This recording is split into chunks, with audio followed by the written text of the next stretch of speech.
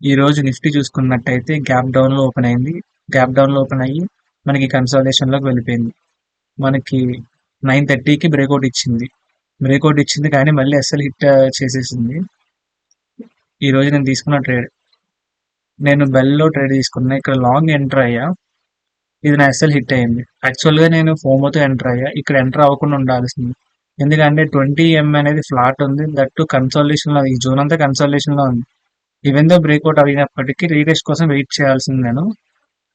కానీ నేను వెయిట్ చేయలే. నా ఎస్ఎల్ అనేది హిట్ అయింది. నెక్స్ట్ ట్రేడ్ వచ్చేసరికి ఇక్కడ షార్ట్ తీసుకున్నా.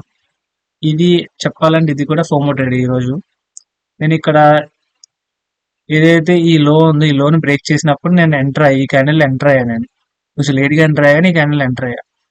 సో నాకు ఇది ఎస్ఎల్ హిట్ చేసింది. 20MA నుంచి పైకి వెళ్ళి మళ్ళీ ఇక్కడ కన్సోలిడేట్ అయ్యి మళ్ళీ కిందకి వచ్చింది. కానీ నా ఎస్ఎల్ హిట్ చేసి వచ్చింది.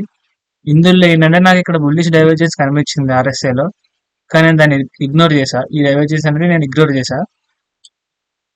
ప్రైస్ అనేది ఇలా కిందకే ఉంది. సో నేను తీసేసుకున్నా. నేను తీసుకున్నప్పుడు 200M అనేది కొంచెం దూరంగా ఉండే. నేను ఎంటర్ అయినప్పుడు స్క్రీన్ షాట్ ఇవి.